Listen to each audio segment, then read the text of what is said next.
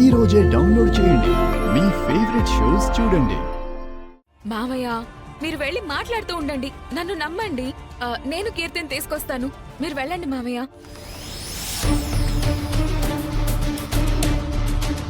పద.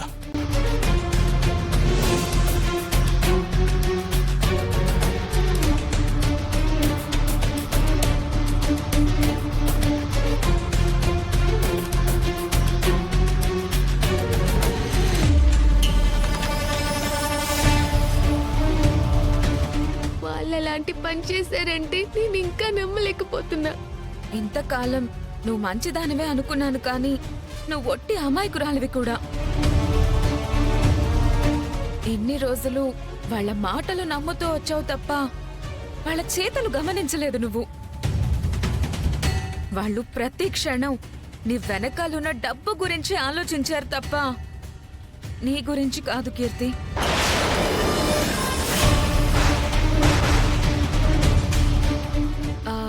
హరీష్ నీ వెనకాలన్న డబ్బు చూసే నిన్ను పెళ్లి చేసుకున్నాడు. ఆ రోజు నీ డబ్బు కోసమే నిన్ను ఇంట్లో నుంచి గెంటేశారు కూడా. తర్వాత సంతోషించి డబ్బు డిమాండ్ చేసి తన్నులు కూడా తిన్నాడు కదా. చూడు, ఇదిగో ఈ వీడియో చూడు. మీరిందాక మా ఇంటికి తీసుకొచ్చారు కదా, ఆ అమౌంట్ ఏదో నా మొహాన పడేశారనుకోండి. మొన్నటికి మొన్న నీకు విడాకులు ఇప్పిస్తానని తులసి 10 లక్షలు తీసుకుని వెళ్ళింది.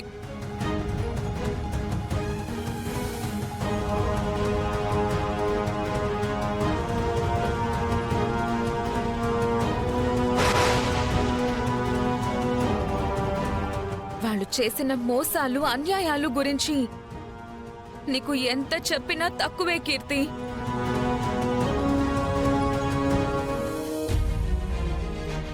నమస్కారం సార్. నమస్కారం. కూర్చోండి.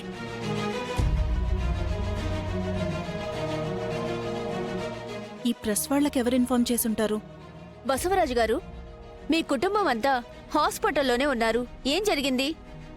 నా ప్రాణం పోయినంత పనైందమ్మా. కొంచెం డీటెయిల్గా చెప్తారా? తప్పకుండా. మా అమ్మాయి కీర్తి మీద విష ప్రయోగం జరిగింది. హాస్పిటల్కి తీసుకురావడం కొంచెం లేట్ అయినా తను బ్రతికుండేది కాదు. వాళ్ళు నీకు ఇంత ద్రోహం చేశారు అని తెలిసాక కూడా నువ్వు మౌనంగా ఉండడం కరెక్ట్ కాదు కీర్తి.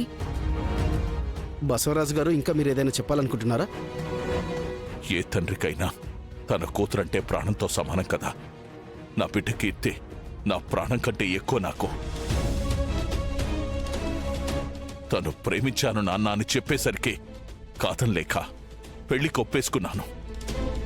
తర్వాత అదనపు కట్నం ఇవ్వట్లేదని తన మాజీ భర్త ఎన్నో చిత్రహింసలు పెట్టి చివరికి ఇంట్లోంచి కూడా గెంటేశాడు.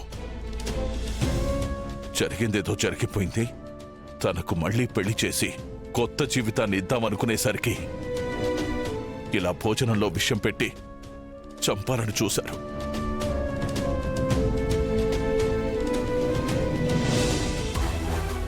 లక్ష్మమ్మా, లక్ష్మమ్మా, ఏమైంది శాంత? ఎందుకంత కంగారు పడుతున్నావు? అయితే మీకింకా విషయం తెలీదా? ఏ విషయం? అయ్యో, పుట్టింటికెళ్ళిపోయిన మీ చిన్న కోడలు చావు బతుకుల్లో ఉందంట కదా. ఏంటమ్మా నువ్వు అనేది? మా కోడలు చావు బ్రతుకుల్లో ఉండడం ఏంటమ్మా? తినే భోజనంలో మీరే విషయం కలిపారని చెప్తున్నారు. అయ్యో, ఏంటండి ఇదంతా? టీవీలో ఇందాకటి నుంచి అదే వస్తోంది.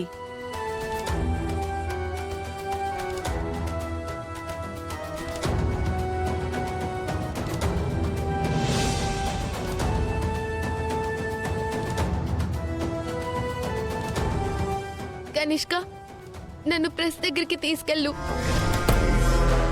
వాళ్ళ గురించి మాట్లాడాలి. పద కీర్తి.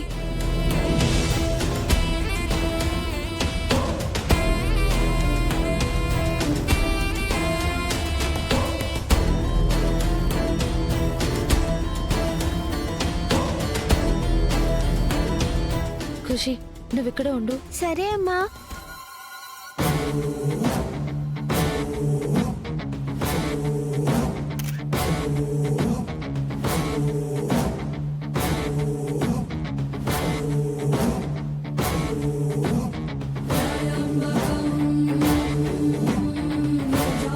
కీర్తి గారు, మీ నాన్నగారు చెప్పిందంతా నిజమేనా? చెప్పండి, వాళ్ళు మీ మీద హత్యా ప్రయత్నం చేశారా? చేశారు.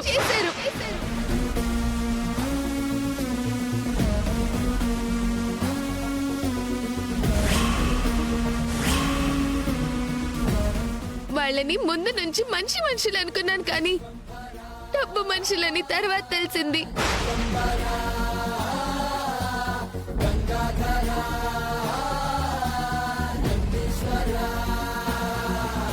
నా వెనకాలన్న డబ్బు కోసమే నన్ను ప్రేమించినట్టు నటించి పెళ్లి చేసుకున్నాడు.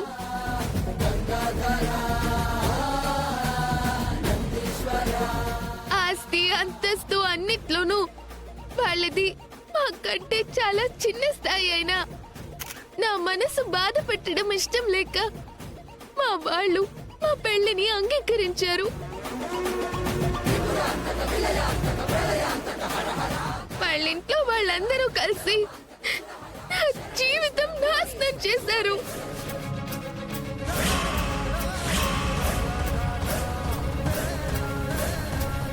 వాళ్ళకి కావాల్సింది నా వెనకాలన్న డబ్బే తప్ప నేను కాదని తెలియడానికి ఇంతకాలం పట్టింది నాకు.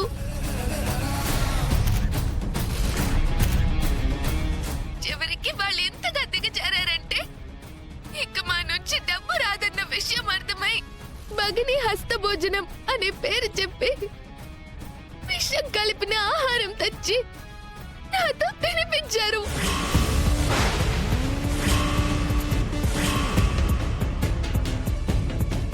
ఏంటండి ఇది?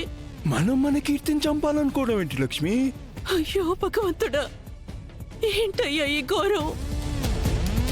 అసలే కీర్తి వట్టి మనిషి కూడా కాదు. పద లక్ష్మి, మనం వెంటనే హాస్పిటల్కి వెళ్ళాలి. పద. ఎస్ఐ గారు, జరిగిందంతా విన్నారు కదా, మీరు నెక్స్ట్ ఏం చేయబోతున్నారు? మేము వెంటనే కేసు ఫైల్ చేసి ఎంక్వైరీ స్టార్ట్ చేస్తాం. ఎవరు చేశారు, ఎలా చేశారు అని విక్టమే క్లియర్గా చెప్తుంది కదా. అవును, వాళ్ళు చెప్పిన దాన్ని బట్టి నేరస్తుల్ని వెంటనే అరెస్ట్ చేస్తాం. కీర్తి గారు, మీకు విషమిచ్చి చంపాలనుకున్న ఆ క్రిమినల్ ఎవరో చెప్తారా? ఆ పని చేసిన క్రిమినల్ ఇక్కడే ఉన్నారు. ఆ క్రిమినల్ ఎవరో కాదు, ఈ తులసినే.